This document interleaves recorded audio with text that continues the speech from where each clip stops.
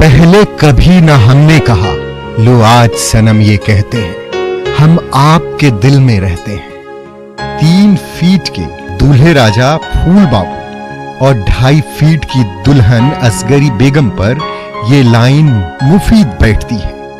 फूल बाबू factory में मजदूरी करते हैं तो असगरी लहठी पर कढ़ाई करती है। ये दोनों अपनी अपनी जिंदगी में मशरूफ थी। लॉकडाउन में जब काम बंद हुआ तो समाज की नजरें इन पर पड़ी। फिर ख्याल आया कि दोनों की जोड़ी क्या खूब जमेगी। फिर क्या, समाज की पहल पर दोनों का निकाह हुआ और इस तरह फूल बाबू और असगरी बेगम की रब ने बना दी जोड़ी। दोनों का जोड़ी जम रहा था, इसलिए इसकी शादी करा दी गई है। दोनों के गार्जियन खुश हैं। ये जोड़ी ऊपर वाले का ही देन है कि हम लोगों ने कोशिश कर करके इसका ये किया। दूसरी बात, पूरे समाज के लोग इस शादी से खुश हैं। धनबाद की बेटी सोनू न सिर्फ लक्ष्य पर निशाना साधेगी बल्कि अपने अधूरे सपने भी पूरे करेगी। प्रशासन की ओर से उसे 20,000 रुपए की मदद मिली है। दरअसल राष्ट्रीय स्तर की तीरंदाज रही सोनू लॉकडाउन में आर्थिक तंगी के चलते सड़क पर सब्जी बेचने को मजबूर थी। न्यूज 18 ने उसकी कहानी दिखाई तो हर तरफ से मदद के हाथ बढ़ने लगे। इससे उत्साहित सोनू अपने टूटे हुए धनुष को दुरुस्त करने में जुट गई हैं। परिजन भी मदद के लिए प्रशासन और मीडिया को धन्यवाद दे रहे हैं। डीसी सर हमको 20,000 का चेक दे के सम्मानित किए और बोले बाबू जहाँ तक होगा हम तुम्हारा मदद करेंगे। डीसी सर को थैंक यू बोलते हैं।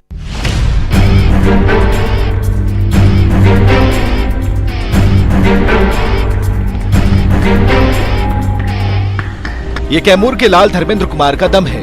सिर पर लोहे की 24 सरियों को रखकर हाथ से मोड़ने का उन्होंने जैसे कमाल कर दिया तो सभी दांतों तले उंगली दबा बैठे। उनके इस कारनामे को Guinness book of world record ने दर्ज किया है। पहले ये रिकॉर्ड अर्मेनियाई नागरिक के नाम पर था, जिसे उन्होंने अपनी ताकत से तोड़कर दिखा दिया। 22, 23, 24। त्रिपुरा राइफल्स के जवान धर्मेंद्र इससे पहले भी साल 2017 में इंटरनेशनल स्टंट गेम्स में 51 वुड एप्पल तोड़ने का वर्ल्ड रिकॉर्ड बना चुके हैं। इस मौके पर उन्हें न सिर्फ हैमर हैंडमैन की उपाधि मिली थी बल्कि सिपाही से प्रमोशन देकर सब इंस्पेक्टर का भी ओहदा थमाया गया था। कैमूर के साथ साथ हमारे रामगढ़ प्रखंड और बिहार के नाम होगा और इसके अलावा देश सेवा में देश सेवा के जज्बा रखता और देश सेवा में कार्य कर रहे हैं, इसलिए हम लोग और खुशी है। कच्चा बेल वही पेड़ है और तोड़कर फोड़कर आता था, इतना फूल जाता था। तो हम कहते थे कैसे फूल गया, तो कहता था कि यही तरह लड़ गया है कुछ। तो आज पूरा देश में है तो आज अच्छा लग रहा है। हाँ, अच्छा लग रहा है।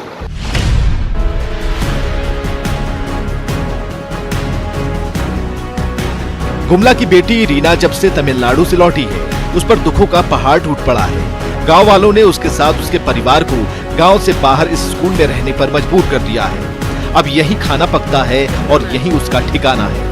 दरअसल कौशल विकास केंद्र से ट्रेनिंग लेने के बाद रीना कुमारी तमिलनाडु की फैक्ट्री में काम कर रही थी, लेकिन लॉकडाउन के चलते उसे वापस लौटना पड़ा। प्रशासन ने स्वास्थ्य जांच के बाद होम क्वारंटीन में रहने का निर्देश दिया, लेकिन गांव वाले इसके लिए तैयार नहीं हुए और तब से ये परिवार कुछ इस तरह से सामाजिक बहिष्कार का सामना कर रहा है। यहाँ मीटिंग किया गया, फिर बोला गया माँ लोग को भी कि वहीं तुम लोग रहना, साइड में ही वहीं खाना वाना बनाना, ऐसे वैसे बोल रहे थे। मेरे घर में मत घुसना, तो हम घर में घुसना भी मना कर दिए थे। साइड में ही आते जाते थे तो लोग बोल दिए कि जाना उधर ही खाना बनाना, ऐसे बोलती थी। तो मम्मी सबको इधर लेकर आई, फिर मीटिंग में बोल दिए सबको, तो हम लोग इधर ही सबको आते हैं और यहीं रहते हैं। पानी का व्यवस्था भी नहीं है। कोरोना बंदी ने गोड्डा के इस गरीब परिवार की खुशियां छीन ली। लॉकडाउन के चलते महाराष्ट्र और तमिलनाडु में काम करने वाले इस परिवार के 2 सदस्य रमेश और बबलू को वापस लौटना पड़ा, लेकिन गांव में न कमाई का कोई जरिया है न खेती बाड़ी। अब चिंता सता रही है कि इतने बड़े परिवार का खर्च आखिर कैसे चलेगा। इसके बावजूद इन्होंने संकल्प लिया है कि कुछ भी हो जाए हर हाल में यहीं रहेंगे और अपना परिवार चलाएंगे। उतना दूर जाते हैं कष्ट करके, उसमें भी दिक्कत होने लगता है, तो यहाँ भी दिक्कत होने लगता है। बाल बच्चा क्या खाएगा यहाँ, इसीलिए यहीं पर रहेंगे, यहीं करेंगे अपना काम धंधा, जो मिलेगा यहीं खाएंगे, यहीं पर रहेंगे। माँ बीमार रहती है हमेशा, उसको भी दवाई का पैसा नहीं, तो उसके लिए बहुत परेशानी हो रहा था घर में, इसलिए जाना पड़ गया पढ़ाई छोड़ के।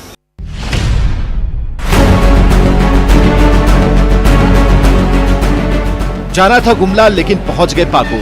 भूख प्यास से तड़प रहे मजदूरों की कुछ ऐसी ही दुख भरी कहानी है। दरअसल ये सभी मजदूर जयपुर से रांची जाने वाली श्रमिक स्पेशल ट्रेन में सवार हुए थे, लेकिन उनकी ट्रेन रांची के बजाय पश्चिम बंगाल के मालदा रेलवे स्टेशन पहुंच गई। वहां दुखड़ा सुनाने पर आरपीएफ की टीम इन्हें पश्चिम बंगाल और झारखंड की सीमा पर चांदपुर में छोड़ गई। कड़ी धूप के बीच ये सभी लोग वहां से 8 किलोमीटर पैदल चलते हुए पाकुड़ पहुंचे। यहाँ प्रशासन से कोई मदद नहीं मिली। स्थानीय समाज सेवियों ने इन्हें खाना खिलाया। जब हम लोग वहाँ से लौटे ना, तो पाकुड़ में हम लोग को ट्रेन ही नहीं रुका, सीधे मालदा ले गया। अब मालदा के वहाँ पुलिस लोग पूछताछ किया, वहाँ बोल रहा है तुम लोग को यहाँ साधन ही नहीं है, तुम लोग को हम वहाँ तक पहुँचा देते हैं, तुम लोग वहाँ सुविधा मिल जाएगा। ऐसे बोले तो हम लोग को वहाँ तक छोड़ दिया। उसके बाद हम लोग पूछे थाना कहाँ पड़ता है, उसका कुछ तो बोलते आ रहे हैं।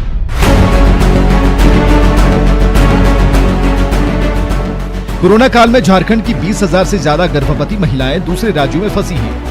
इन्हीं की मदद के लिए रांची में 24 घंटे काम कर रहा है प्रवासी कंट्रोल रूम, जहां रोजाना ऐसी कई महिलाएं मदद की गुहार लिए फोन कर रही हैं। इसी दौरान राजस्थान में फंसी झारखंड की बेटी का फोन आया तो पूरा महकमा एक्टिव हो गया। झारखंड के मंत्री सत्यानंद भोक्ता भी हर दिन कंट्रोल रूम आते हैं और कामकाज का जायजा लेते हैं। कई प्रवासी मजदूरों से खुद बात करते हैं और उनकी मुश्किलें दूर करने की कोशिश करते हैं। कि हम लोग रजिस्ट्रेशन कर रहे थे, वही समय कुछ लोग लिखवा दिए थे कि यहाँ मेरे साथ एक गर्भवती महिला है, तो हम लोग बाद में उसको पूरा ही जांच किए कि कितने लोग सही में प्रेग्नेंट हैं, और उन लोगों के लिए एक अलग से स्पेशल ट्रेन आई, तो उसमें उन लोग आया, और उसके बाद में उन लोगों को क्वारंटाइन में रखा गया। दूरभाष पर जो शिकायतें आती है, चाहे डिलीवरी केस हो या किसी को बच्चा लेके 4 महीना का है, 2 महीना का है, आने में कठिनाई हो रही है, तो जिस प्रदेश से फोन आता है उस प्रदेश के सरकार के जो चाहे मिनिस्टर हो चाहे विभागीय सचिव हो, हम लोग बात करते हैं और उसको लाने के लिए संसाधन व्यवस्था करते हैं। अनलॉक 1 के दौरान जिंदगी धीरे धीरे पटरी पर लौटने लगी है। फुटपाथ पर गतिविधियां बढ़ने लगी हैं। उत्तर प्रदेश से आए बंजारे गुब्बारे और प्लास्टिक के खिलौने लेकर सड़क पर आ गए हैं। दरअसल लॉकडाउन के दौरान ये बंजारे जमालपुर में लंबे समय से फंसे थे। इनकी माली हालत बेहद बिगड़ गई थी, लेकिन सरकार के अनलॉक 1 के दौरान ये सभी फिर से अपनी जिंदगी की गाड़ी पटरी पर लाने की कोशिश में जुट गए।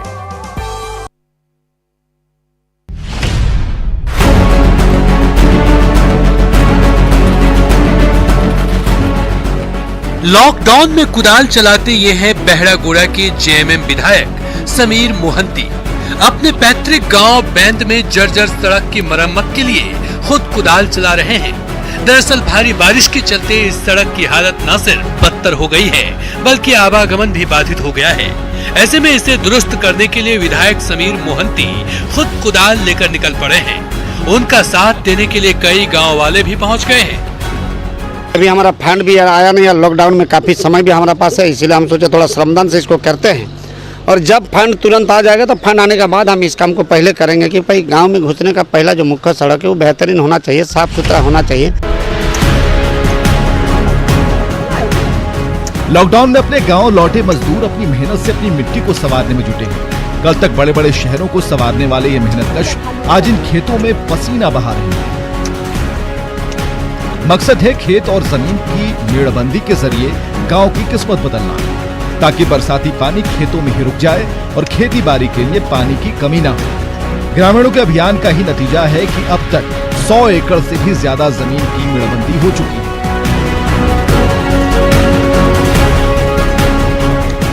इस गांव में हम लोग ना पानी बचाव और अभी जमीन बचाव, जंगल बचाव का काम कर रहे हैं। विशेषकर हम लोग का पानी बचाव के लिए कर रहे हैं। टीसीबी गड्ढा हुआ, जो टीसीबी गड्ढा हुआ तो वो वाला पानी बचाव के लिए कर रहे हैं हम लोग। अचानक हम लोग को लोकप्रिय दीदी सब आई, हर समझाई कि ऐसा ऐसा काम है, लॉकडाउन में तुम लोग कहाँ जाओगे, तो ऐसा काम करो जो कि तुम लोग का रोजगार भी मिले, हर पानी बचाओ। धनबाद के मेहनतकश मजदूर अब अपने हाथों से अपने गांव की तकदीर संवारेंगे। हाल में लॉकडाउन के दौरान बड़े बड़े शहरों से बड़ी संख्या में मजदूरों की घर वापसी हुई है। सबका जॉब कार्ड बनाया जा रहा है। साथ ही उन्हें उनके घर में ही काम देने के लिए हर गांव में 5-5 विकास योजनाएं मंजूर की गई है। इसके तहत प्रवासी मजदूरों को उनके गाँव में वृक्षारोपण से लेकर मेड़बंदी जैसे कार्यों में लगाया जाएगा। इसके अलावा कुशल मजदूरों को भी उनके हुनर के अनुरूप काम मुहैया करवाया जाएगा। कोरोना काल में पानी के लिए धूप का इंतजार, कुछ ऐसी ही कहानी है गंगा तट पर बसे साहिबगंज के दुर्गा टोली की। कड़कती धूप होती है तभी ग्रामीणों को पानी मिलता है, वरना कई किलोमीटर दूर से पानी लाइए। दरअसल गांव में सोलर पानी टंकी लगी है जो कड़ी धूप में ही प्यास बुझा पाती है। कभी आसमान में बादल छाए तो कई किलोमीटर दूर से साइकिल पर पानी ढोने के सिवाय कोई और चारा नहीं बचता, क्योंकि गांव में लगे ज्यादातर चापाकल खराब पड़े हैं। धूप रहता तो सोलर चार्ज होती है, चार्ज के कारण हम लोग का टंकी पानी भर जाती है और उसी से पानी ले जाते हैं। अगर धूप नहीं रहती है तो चार्ज भी नहीं हो पाती है और पानी कहाँ से ले जाएंगे, तो इसलिए उधर से लेकर आते हैं पानी। जिस दिन धूप रहता है उस दिन पानी मिलता है, धूप नहीं रहता है पानी नहीं मिलता है। लोग यहाँ से बहुत दूर दूर जाके झरना से पानी लेके आते हैं। कम से कम 2-3 किलोमीटर दूर जाके झरना से पानी लेके आते हैं पीने के लिए। ये लातेहार सेंट्रल स्कूल में बने क्वारंटीन सेंटर का हाल है। चारों तरफ गंदगी बिखरी है, साफ सफाई का इंतजाम नहीं है, टॉयलेट का बुरा हाल है। प्रवासी मजदूरों को बदबू के बीच समय काटना पड़ रहा है। बारिश के बीच मच्छर और कीड़ों ने परेशान कर रखा है। कभी खाना मिलता है तो कभी भूखे गुजारा करना पड़ता है। बड़े बड़े शहरों से लौटने के बाद लातेहार जिला प्रशासन ने इन मजदूरों को उनके हाल पर छोड़ रखा है।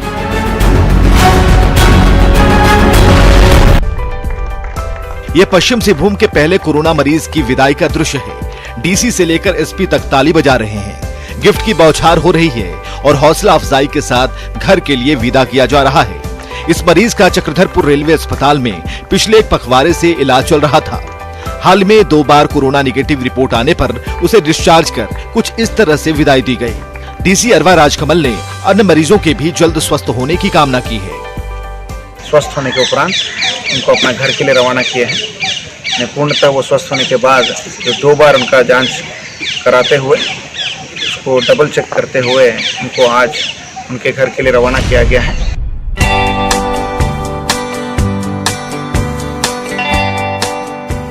कोरोना काल में खुद की सुरक्षा के लिए मास्क लगाना बेहद जरूरी है। दिक्कत यह है कि मास्क के चलते आपकी पहचान छिप जाती है, लेकिन अब मास्क के पीछे अपना चेहरा छिपाने की जरूरत नहीं है। जैसा चेहरा है वैसा ही मास्क मिलेगा। ये कमाल कर दिखाया है देवघर के मास्क डिजाइनर गौरव कर्मकार ने। अब तक उनके पास कई डिमांड आ चुकी है और वो अपने कई ग्राहकों के लिए उनके चेहरे की तरह का डिजाइनर मास्क तैयार कर चुके हैं। अब सामने से मिल रहा है, पता ही चला है इसको सॉल्यूशन के लिए हम लोग ऐसा मास्क निकाले हैं जिसमें उनका ही फेस प्रिंट रहेगा। उसमें ये बहुत सिंपल है, बस एक फोटो भेजना है, हमें फोटो भेजिए, अब तुरंत 1 घंटे के अंदर प्रिंट होकर रेडी हो जाएगा ये चीज।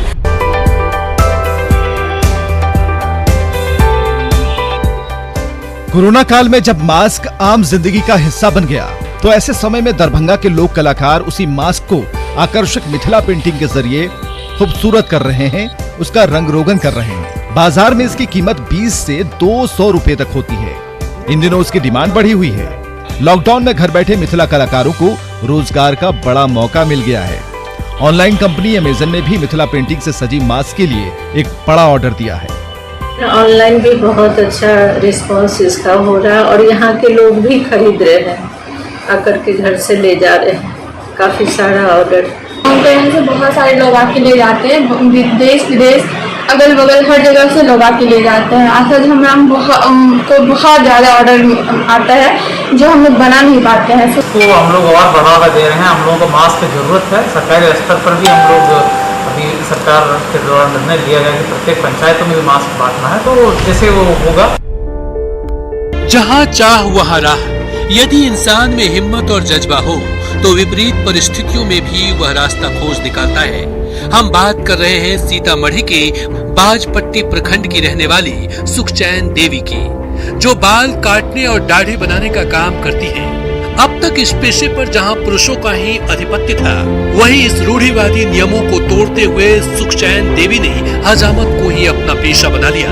सीतामढ़ी के मर्दानी की कहानी इलाके में इस तरह फैली कि वह रातों रात रोल मॉडल बन गई। के लिए हमको पास कुछ भी नहीं था, इसीलिए काम करने लगा नाई का। यही लॉकडाउन हुआ है, जब तक से करने हम। कोरोना काल में पीपीई किट, मास्क और सैनिटाइजर सेफ्टी कवच बनकर सामने आए हैं। 70 दिन बाद जब पटना के ब्यूटी पार्लर और सैलून खुले तो पीपीई और मास्क से लैस कर्मचारी ड्यूटी करते दिखे। दरअसल कोरोना काल में सबको अपनी सुरक्षा की चिंता है। ऐसे समय में प्रशासन की गाइडलाइंस को फॉलो कर राजधानी के ब्यूटी पार्लर और सैलून चलाए जा रहे हैं। कस्टमर की थर्मल स्क्रीनिंग होती है, सैनिटाइजर लगाया जाता है, तब जाकर पीपीई से लैस कर्मचारी ग्राहकों की सेवा में जुटते हैं।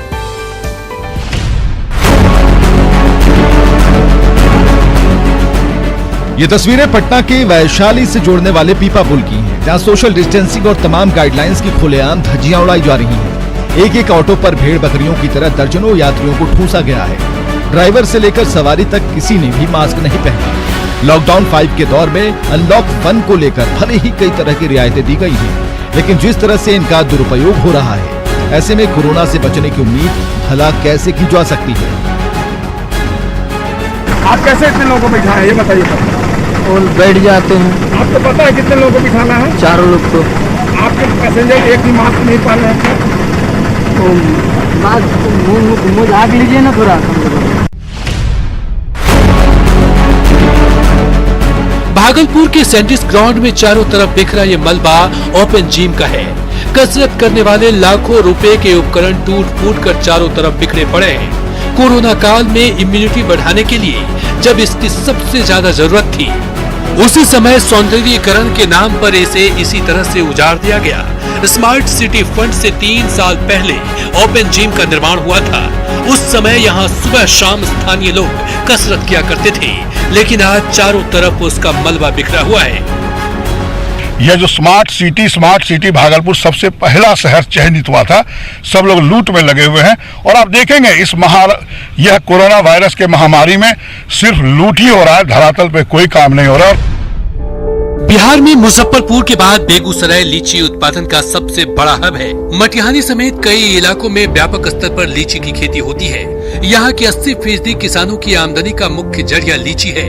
किसानों की माने तो पिछले वर्षों की तुलना में इस साल लीची की अच्छी पैदावार हुई है, लेकिन कोरोना बंदी के कारण इस बार लीची का निर्यात नहीं हो सका है, जिसके कारण किसानों को भारी नुकसान उठाना पड़ रहा है। लीची की फसल तो बहुत अच्छी हुई, 5 साल की अपेक्षा अच्छी थी, लेकिन इसको खरीदने वाला कोई नहीं है। पेड़ में ही लीची पक के खराब हो रहा है, नहीं कोई व्यापारी आता है, नहीं कोई विकल्प है। हम लोग सालों भर इसी पे निर्भर हैं। सबसे बड़ा ये है कि किसान खाएगा कहाँ से। हम लोग सांसद महोदय से या बिहार सरकार से यही निवेदन करते हैं कि फसल का क्षतिपूर्ति दिया जाए। सावधान, इसे दोहराने की गलती ना करें। सावधान, भूल कर भी इसे कॉपी ना करें।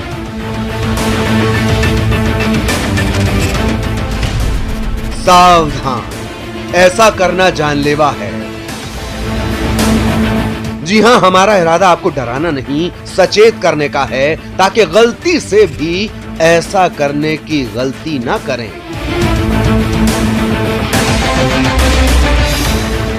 देखिए जरा, ये शख्स मौत के वायर पर चल रहा है। ऐसे हाई टेंशन वायर पर जिस पर चलने की सजा सिर्फ और सिर्फ मौत है। तस्वीरें तेलंगाना के निजामपुर की हैं, जहां एक शख्स हाई टेंशन वायर पर चढ़ गया, एकदम मंकी स्टाइल में।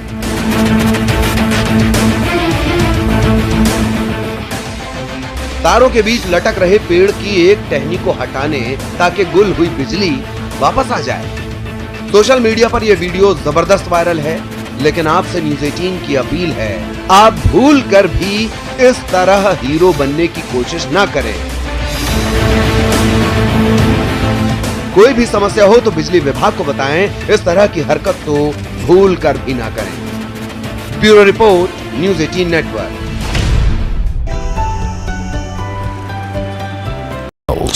50